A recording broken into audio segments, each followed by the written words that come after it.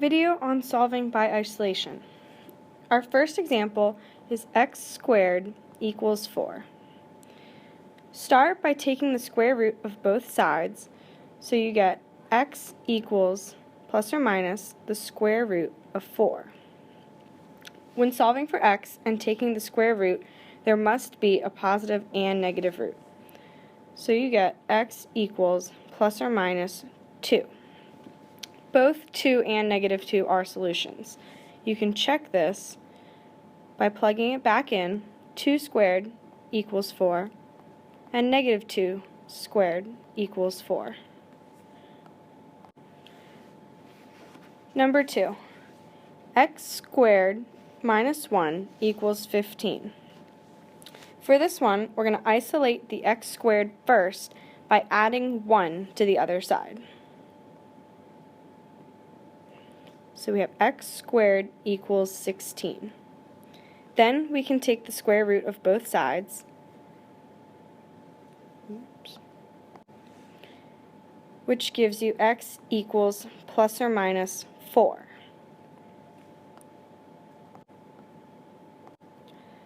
For our third example, 3x squared plus 4 equals 19.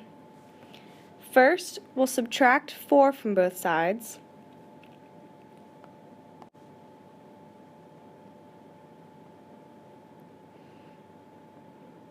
Then divide by 3 on both sides, so that x squared equals 5. When you take the square root of both sides, x equals plus or minus the square root of 5. And that's your answer. Now let's do something a little trickier. We'll have x minus 2 squared in parentheses plus 1 equals 50. First, we'll isolate the x minus 2 squared by subtracting 1 from both sides. So we have x minus 2 squared equals 49. Again, we can square root both sides to give us x minus 2 equals plus or minus the square root of 49. The square root of 49 is 7, so here we have plus or minus 7. And when we add 2 to both sides, we get x equals 2 plus or minus 7. Then we find both answers for x. So x equals 2 plus 7, which is 9, or 2 minus 7, which is negative 5. So those are your answers. Number 5, 2x squared equals 48. First, we'll divide by 2 on both sides to isolate the x squared, so that x squared equals 24.